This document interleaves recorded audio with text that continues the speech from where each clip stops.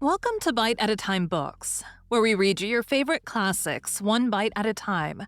My name is Bree Carlile, and I love to read and wanted to share my passion with listeners like you.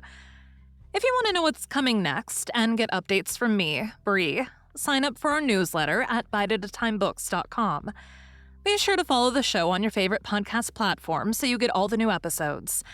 Or you can follow the show on YouTube, where we have playlists for all the stories. We're part of the Bite at a Time Books Productions Network. If you'd also like to hear what inspired your favorite classic author to write their novels, and what was going on in the world at the time, check out the Bite at a Time Books Behind the Story podcast, Tuesdays, wherever you listen to podcasts.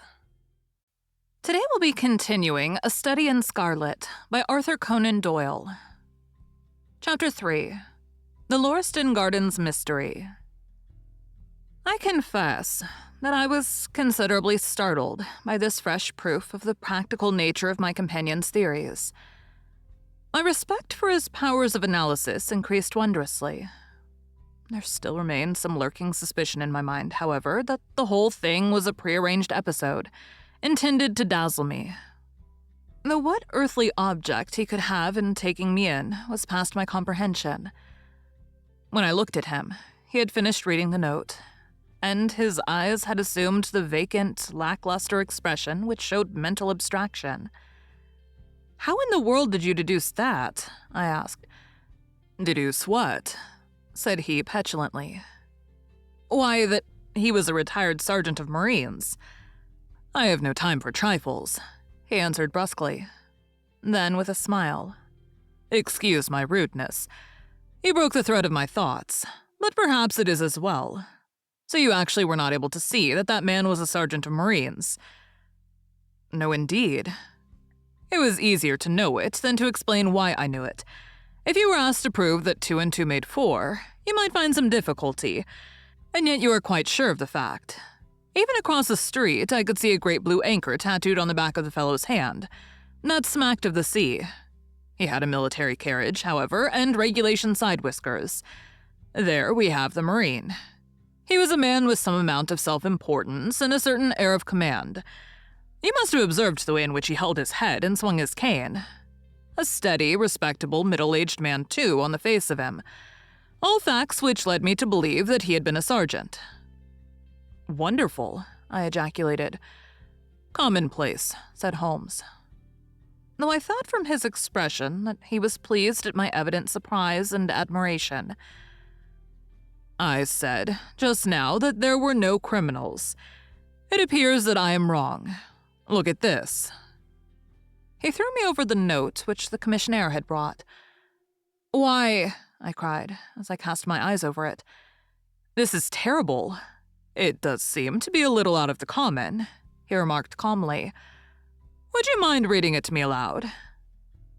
This is the letter which I read to him. "My dear Mr. Sherlock Holmes, there has been a bad business during the night at 3 Lauriston Gardens off the Brixton Road. Our man on the beat saw a light there about 2 in the morning, and as the house was an empty one, suspected that something was amiss.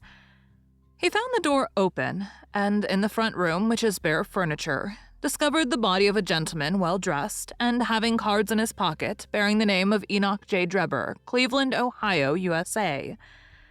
There had been no robbery, nor is there any evidence as to how the man met his death. There are marks of blood in the room, but there is no wound upon this person.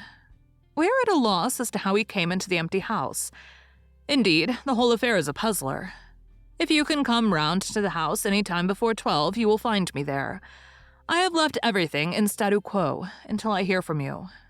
If you are unable to come, I shall give you fuller details, and would esteem it a great kindness if you would favor me with your opinion. Yours faithfully, Tobias Gregson." "Gregson is the smartest of the Scotland Yarders," my friend remarked. "He and Lestrade are the pick of the bad lot. They're both quick and energetic, but conventional, shockingly so. They have their knives into one another, too. They are as jealous as a pair of professional beauties. There will be some fun over this case if they are both put upon the scent." I was amazed at the calm way in which he rippled on. "Surely there's not a moment to be lost," I cried. "Shall I go and order you a cab?" I'm not sure about whether I should go. I am the most incurably lazy devil that ever stood in shoe leather. That is, when the fit is on me, for I can be spry enough at times. Why, it is just such a chance as you've been longing for. My dear fellow, what does it matter to me? Supposing I unravel the whole matter, you may be sure that Gregson, Lestrade & Co. will pocket all the credit. That comes of being an unofficial personage. But he begs you to help him. Yes, he knows that I am his superior, and acknowledges it to me. But he would cut his tongue out before he would own it to any third person. However, we may as well go and have a look. I shall work it out on my own hook. I may have a laugh at them if I have nothing else. Come on. He hustled on his overcoat and bustled about in a way that showed that an energetic fit had superseded the apathetic one. Get your hat, he said. You wish me to come? Yes, if you have nothing better to do. A minute later, we were both in a hansom, driving furiously for the Brixton Road. It was a foggy, cloudy morning, and a dun-colored veil hung over the housetops, looking like the reflection of the mud-colored streets beneath. My companion was in the best of spirits, and prattled away about Cremona fiddles and the difference between a Stradivarius and an Amati. As for myself, I was silent, for the dull weather and the melancholy business upon which we were engaged depressed my spirits. You don't seem to give much thought to the matter in hand, I said at last, interrupting Holmes's musical disquisition. No data yet, he answered. It is a capital mistake to theorize before you have all the evidence. It biases the judgment. You will have your data soon, I remarked, pointing with my finger. This is the Brixton Road, and that is the house, if I'm not very much mistaken. So it is. Stop, driver. Stop. We were still 100 yards or so from it, but he insisted upon our alighting, and we finished our journey upon foot. Number 3, Lauriston Gardens, wore an ill-omened and minatory look. It was one of 4 which stood back some little way from the street, 2 being occupied and 2 empty. The latter looked out with 3 tiers of vacant, melancholy windows, which were blank and dreary, save that here and there a to let card had developed like a cataract upon the bleared panes. A small garden, sprinkled over with a scattered eruption of sickly plants, separated each of these houses from the street, and was traversed by a narrow pathway, yellowish in color, and consisting, apparently, of a mixture of clay and of gravel. The whole place was very sloppy from the rain which had fallen through the night. The garden was bounded by a 3-foot brick wall with a fringe of wood rails upon the top, and against this wall was leaning a stalwart police constable, surrounded by a small knot of loafers who craned their necks and strained their eyes in the vain hope of catching some glimpse of the proceedings within. I had imagined that Sherlock Holmes would at once have hurried into the house and plunged into a study of the mystery. Nothing appeared to be further from his intention. With an air of nonchalance, which, under the circumstances, seemed to me to border upon affection, he lounged up and down the pavement and gazed vacantly at the ground, the sky, the opposite houses, and the line of railings. Having finished his scrutiny, he proceeded slowly down the path, or rather down the fringe of grass which flanked the path, keeping his eyes riveted upon the ground. Twice he stopped, and once I saw him smile, and heard him utter an exclamation of satisfaction. There were many marks of footsteps upon the wet clayey soil, but since the police had been coming and going over it, I was unable to see how my companion could hope to learn anything from it. Still, I had had such extraordinary evidence of the quickness of his perceptive faculties that I had no doubt that he could see a great deal which was hidden from me. At the door of the house, we were met by a tall, white-faced, flaxen-haired man with a notebook in his hand, who rushed forward and wrung my companion's hand with effusion. "It is indeed kind of you to come," he said. "I have had everything left untouched." "Except that," my friend answered, pointing at the pathway. "If a herd of buffaloes had passed along, there could not be a greater mess. No doubt, however, you had drawn your own conclusions, Gregson, before you permitted this. I have had so much to do inside the house," the detective said evasively. "My colleague, Mr. Lestrade, is here. I had relied upon him to look after this." Holmes glanced at me and raised his eyebrows sardonically. "With two such men as yourself and Lestrade upon the ground, there will not be much for a third party to find out," he said. Gregson rubbed his hands in a self-satisfied way. "I think we've done all that can be done," he answered. "It's a queer case, though, and I knew your taste for such things." "You did not come here in a cab?" asked Sherlock Holmes. "No, sir." "Nor Lestrade?" "No, sir." "Then let us go and look at the room." With which inconsequent remark, he strode on into the house, followed by Gregson, whose features expressed his astonishment. A short passage, bare-planked and dusty, led to the kitchen and offices. 2 doors opened out of it to the left and to the right. One of these had obviously been closed for many weeks. The other belonged to the dining room, which was the apartment in which the mysterious affair had occurred. Holmes walked in, and I followed him with that subdued feeling at my heart which the presence of death inspires. It was a large square room, looking all the larger from the absence of all furniture. A vulgar flaring paper adorned the walls, but it was blotched in places with mildew, and here and there great strips had become detached and hung down, exposing the yellow plaster beneath. Opposite the door was a showy fireplace, surmounted by a mantelpiece of imitation white marble. On one corner of this was stuck the stump of a red wax candle. The solitary window was so dirty that the light was hazy and uncertain, giving a dull gray tinge to everything, which was intensified by the thick layer of dust which coated the whole apartment. All these details I observed afterwards. At present, my attention was centered upon the single grim, motionless figure which lay stretched upon the boards, with vacant, sightless eyes staring up at the discolored ceiling. It was that of a man about 43 or 44 years of age, middle-sized, broad-shouldered, with crisp, curling black hair and a short, stubbly beard. He was dressed in a heavy broadcloth frock coat and waistcoat, with light-colored trousers and immaculate collar and cuffs. A top hat, well-brushed and trim, was placed upon the floor beside him.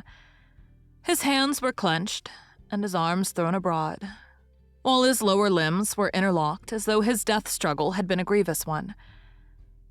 On his rigid face, there stood an expression of horror, and as it seemed to me, of hatred such as I've never seen upon human features. This malignant and terrible contortion, combined with the low forehead, blunt nose, and prognathous jaw, gave the dead man a singularly simious and ape-like appearance, which was increased by his writhing, unnatural posture. I've seen death in many forms, but never has it appeared to me in a more fearsome aspect than in that dark, grimy apartment, which looked out upon one of the main arteries of suburban London. Lestrade, lean and ferret-like as ever, was standing by the doorway and greeted my companion and myself. "This case will make a stir, sir," he remarked.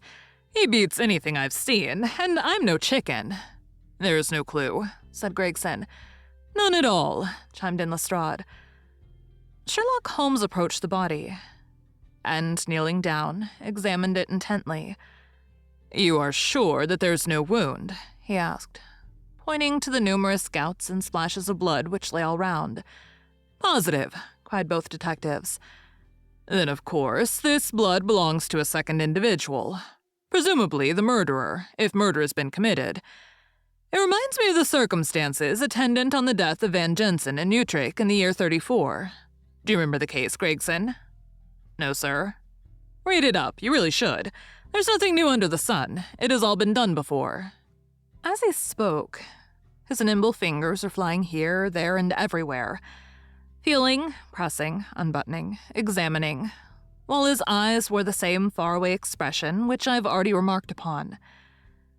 So swiftly was the examination made that one would hardly have guessed the minuteness with which it was conducted. Finally, he sniffed the dead man's lips, and then glanced at the soles of his patent leather boots. "He has not been moved at all?" he asked. "No more than was necessary for the purposes of our examination. You can take him to the mortuary now," he said. "There's nothing more to be learned." Gregson had a stretcher and 4-minute hand. At his call, they entered the room, and the stranger was lifted and carried out. As they raised him, a ring tinkled down and rolled across the floor. Lestrade grabbed it up and stared at it with mystified eyes. "There's been a woman here," he cried. "It's a woman's wedding ring." He held it out as he spoke, upon the palm of his hand. We all gathered round him and gazed at it. There could be no doubt that that circlet of plain gold had once adorned the finger of a bride. "This complicates matters," said Gregson. "Heaven knows they were complicated enough before." "You're sure it doesn't simplify them," observed Holmes. "There's nothing to be learned by staring at it. What did you find in his pockets?" "We have it all here," said Gregson, pointing to a litter of objects upon one of the bottom steps of the stairs. "A gold watch, number 97163 by Barad of London. Gold Albert chain, very heavy and solid. Gold ring with Masonic device. Gold pin. Bulldog's head with rubies as eyes. Russian leather card case with cards of Enoch J. Drebber of Cleveland, corresponding with the EJD upon the linen. No purse, but loose money to the extent of £7.13. Pocket edition of Boccaccio's Decameron, with the name of Joseph Strangerson upon the flyleaf. 2 letters, one addressed to E.J. Drebber and one to Joseph Strangerson. At what address? American Exchange, Strand. To be left till called for. They are both from the Guian Steamship Company, and refer to the sailing of their boats from Liverpool. It is clear that this unfortunate man was about to return to New York. Have you made any inquiries as to this man, Strangerson? I did it at once, sir, said Gregson. I've had advertisements sent to all the newspapers, and one of my men has gone to the American Exchange, but he has not returned yet. Have you sent to Cleveland? We telegraphed this morning. How did you word your inquiries? We simply detailed the circumstances and said that we should be glad of any information which could help us. You did not ask for particulars on any point which appeared to you to be crucial. I asked about Strangerson. Nothing else. Is there no circumstance on which this whole case appears to hinge? Will you not telegraph again? I've said all I have to say, said Gregson in an offended voice.